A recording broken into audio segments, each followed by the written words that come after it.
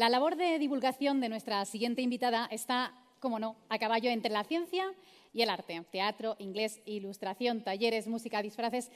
Lleva a cabo actividades de divulgación y cultura científica en la Universidad de Murcia, en el Aquarium de Murcia y en su propio proyecto Science English. Su primera intervención en Desgranando Ciencia fue como limpiadora, pero tenía trampa porque la histeria colectiva estaba por llegar.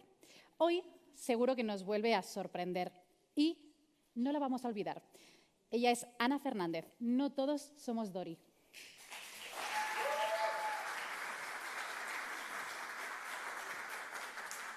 Bueno, pues hola a todos y a todas. Primero, pues quiero contaros un poco el porqué de esta charla. Como muchos sabéis, yo colaboro con el Acuario de la Universidad de Murcia y, bueno, tenemos un tanque del Mediterráneo. Nos llegó un mero que necesitaba recuperación y para saber un poco más sobre los meros consultamos con un investigador de la Universidad de Murcia que trabaja en la Reserva Marina de Cabo de Palos, en la que la estrella es el mero como en un montón de reservas marinas. Y en la conversación que tuve con él me dijo que los meros juveniles eran como perrillos, que se acercaban, que jugaban, que te miraban. Me dice, es que estos bichos son muy listos.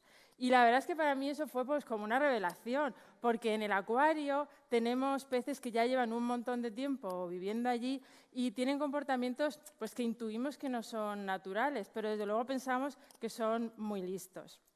Y el caso es que, bueno, pues cuando hablamos de comportamiento de animales, utilizamos el lenguaje que nos resulta pues, más familiar y por el que entendemos las cosas mejor. Pero hay mucha gente que cuando aplicamos esto a los peces, pues lo ve un poco raro, porque, entre otras cosas, cuando nos explican la clasificación animal en el cole, pues tenemos claro que los mamíferos son los animales superiores y de ahí ya todo para abajo. Incluso, pues bueno, pues en los cuentos y demás, los mamíferos siempre son los que se llevan la palma, por decirlo de algún modo.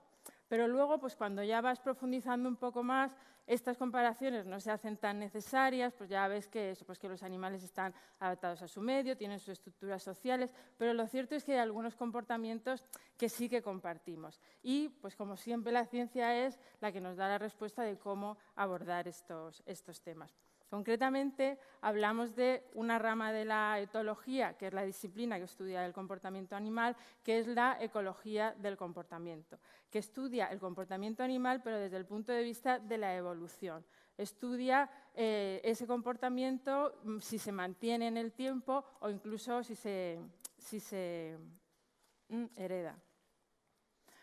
Pero, ¿de qué hablamos cuando hablamos de personalidad animal? Pues estamos hablando del comportamiento de individuos dentro de una población, de las diferencias de ese comportamiento, cuando son consistentes, se mantienen en el tiempo, y esto también se denomina síndromes de comportamiento, pero en ningún caso tiene nada que ver con la personalidad humana, que además se cuantifica de un modo totalmente diferente. Uno de estos síndromes es el síndrome de timidez, que propone una explicación al hecho de que los individuos de las poblaciones que están muy explotadas por la caza o por la pesca son más tímidos que los que no sufren esta presión. Y bajo esa premisa hay un estudio de comportamiento que se realizó en algunas especies de peces del Mediterráneo para ver cómo les afectaba la pesca submarina, porque esta es una actividad que desde hace como unos 60 años está cada vez pues, más en auge en el Mediterráneo. Se eligieron 5 especies de peces, el sargo, la mojarra, salpa y mújol y el tordo, y concretamente los 4 que veis por fuera son 4 especies objetivo de la pesca submarina, son trofeos y tienen pues, una gran presión y por eso se eligieron. Además, otra de las novedades, digamos, que ha sufrido el Mediterráneo durante este tiempo, sufrido no, porque es una cosa buena, es que se han declarado pues, áreas marinas protegidas y también este es un factor que se incluyó en ese estudio para ver cómo afectaba a las poblaciones.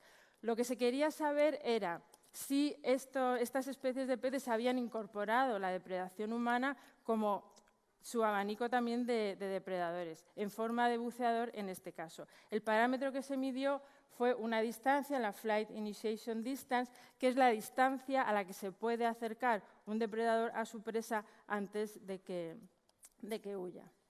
Pues bien, lo que se hizo es someter a 2 poblaciones de estas especies de peces a 2 grados de amenaza en forma de buceador. El más amenazante pues, era el que tenía el fusil, además iba así como todo de negro, con unas aletas muy largas, y la amenaza menor era otro buceador pues, de esta guisa, con un traje más corto, de azul, y con una máscara de color y demás. Las 2 poblaciones que se estudiaron fueron una explotada, que era la que vivía fuera del área marina protegida, y una no explotada, que era la que vivía dentro del área marina protegida.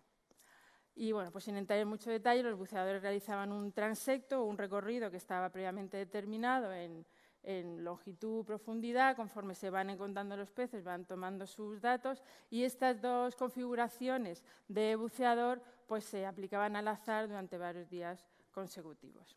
Pero vamos a los resultados, que ya os imagináis por dónde va la cosa, porque si no, no estaría aquí contándoos nada. Efectivamente, los peces fueron capaces de discriminar los 2 tipos de buceador, pero además la respuesta de las distintas especies de peces se correspondía con el grado de presión pesquera que sufrían. De hecho, pues aquellas 2 especies, la salpa y el sargo y la mojarra, fueron los que presentaron una mayor distancia, los que huían antes, porque son de los trofeos más apreciados junto con el mero también. Además, el lugar en el que vivían también daba información, mientras que estas mismas especies viviendo dentro de la reserva apenas sufrían diferencias. Fuera de la reserva marina sí que había grandes diferencias en el sentido, además, que os acabo de decir. Había especies que respondían pues mucho más rápido. En todos los casos, los individuos eran los más grandes. Y bueno, esto pues tiene toda la lógica desde cualquier punto de vista que lo queramos estudiar. Pero además también permitió comprobar que las áreas marinas protegidas, que tienen nula presión pesquera, pues son en las que los peces tenían un comportamiento más natural, un nivel de alerta natural frente a los depredadores, frente a la depredación humana en este caso. Más bien lo que tenían era curiosidad, y esa era pues la experiencia que nos había contado el investigador. Otra cosa que arrojó este estudio es que para esas especies que tienen más presión, la distancia a la que empezaban a huir siempre era mayor de 4 metros. Esto pues tampoco es una casualidad, porque resulta que esa es la distancia media de disparo de un fusil submarino medio. ¿Todo esto qué quiere decir? Pues que los peces eran capaces de ajustar su respuesta al nivel de amenaza que recibían.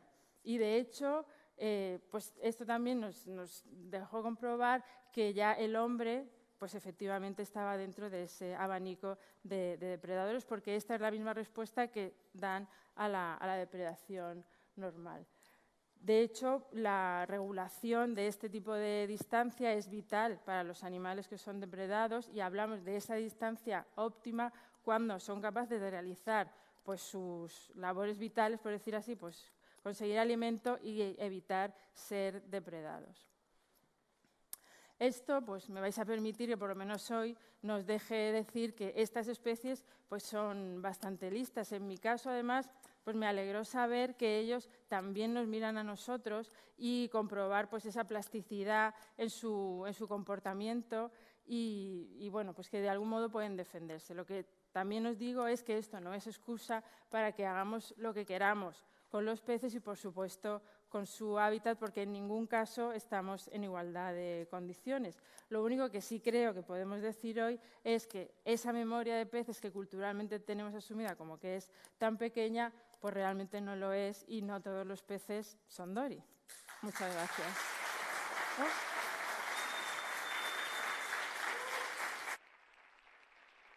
Gracias.